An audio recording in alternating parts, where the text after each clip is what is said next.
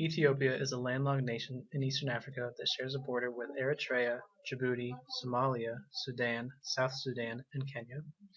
It is the second most populous country in Africa, just behind Nigeria, and is the most populous landlocked country in the world. With this $10 billion grant, we hope to help this nation achieve its full potential.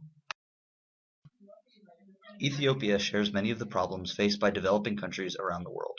We will solve some of Ethiopia's economic, social, political, cultural, and developmental problems. We would use this $10 billion grant to provide better education to all Ethiopian children, training to increase job opportunities for Ethiopian citizens, technology to spur on economic growth and allow Ethiopia to compete in our global economy, medicine to combat infectious diseases, infrastructure to promote trade, and sanitation to provide a healthy lifestyle to all. Through these projects, we will make Ethiopia one of the most prosperous countries in Africa. We thought we should start with some general facts about the country. As you can see here, the population pyramid of Ethiopia is a dramatic cone shape, a telltale sign of a developing nation. We will later address how to rein in this trend to create a more stable nation.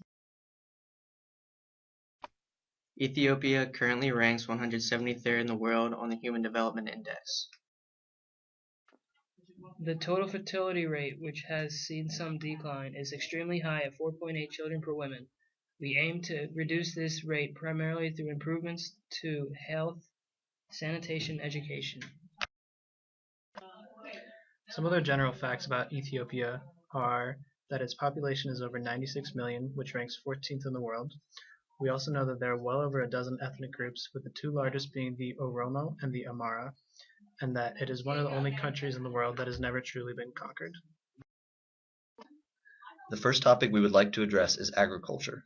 As a nation still in development, agriculture is of utmost importance to the Ethiopian people and to their economy. We know that to transform Ethiopia into a thriving economy, agricultural issues must be addressed. As a largely agrarian society, agriculture contributes nearly 50% of the national GDP. Agricultural products account for the vast majority of their exports at 83.9%, and the agricultural sector employs 4/5 of the population. Unfortunately, due to lack of education and know-how, farmers face issues due to overgrazing by livestock, soil degradation, deforestation, high population density that saps the land of its nutrients, poor infrastructure, and a lack of technology. Farmers will receive education on issues like soil degradation, deforestation, and general farming techniques so that they can take full advantage of the fertile land beneath their feet. We will also invest in irrigation infrastructure so that rural farmers have easy access to the water that their crops require. Education is the key to development. We know that significant investments are required in all levels of education, be it primary school, in university, or for rural farmers. Education will aid Ethiopians in lifting themselves up and transforming their nation into a thriving economy. On average, an Ethiopian child will only attend school for 7 years. Just over half of Ethiopian children even attend school, as they are often required to become farmers at a young age to aid their family. We know too that only 25% of Ethiopian women are literate, as are half of men. Ethiopia only designates 4.7% of its GDP to education expenditures, ranking 85th in the world. In order to solve Ethiopia's lack of education, we propose to provide grants to universities and establishing exchange programs around the world. We will also fund programs to create more jobs in the education sector, providing training and additional funding for salaries and incentives. In order to keep kids in school longer, we plan to build more schools in deprived areas. A crucial part of this plan is that we will only provide welfare for families sending children to school. Just 4.7% of Ethiopia's GDP goes to health expenditures. We hope to make significant investments so that Ethiopians can focus on economic growth rather than matters of survival. Ethiopia faces significant challenges to health and sanitation.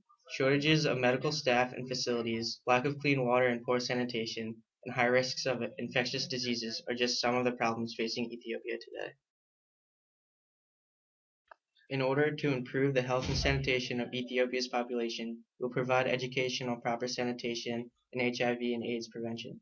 We will also invest significant amounts of money in building new medical clinics, supplies, vaccinations, water filtration systems, and training of medical professionals.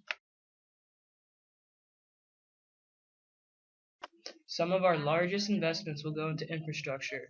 A lack of reliable roads or an extensive rail network has hindered the Ethiopian economy. Serious investments in this sector will aid all other areas as the movement of people, goods, and services becomes easier.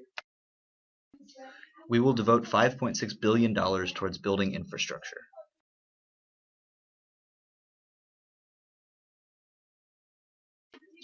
Our final area of interest is in opportunities for women. Women in Ethiopia face a number of challenges, primarily in education. Health is also an issue, as only 4.4% of women in rural areas give birth in a healthcare facility, giving rise to maternal and infant mortality. We propose significant investments in areas pertaining to family planning and general health. We also hope to build more healthcare facilities in rural areas. Most importantly, our initiative will devote $700 million to collaborating with the Grameen Bank to provide microloans to women struggling to survive. By upholding the 16 decisions, women will transform the social, economic, and educational adversities that they face within Ethiopia. Here are the total amounts we will invest in each sector.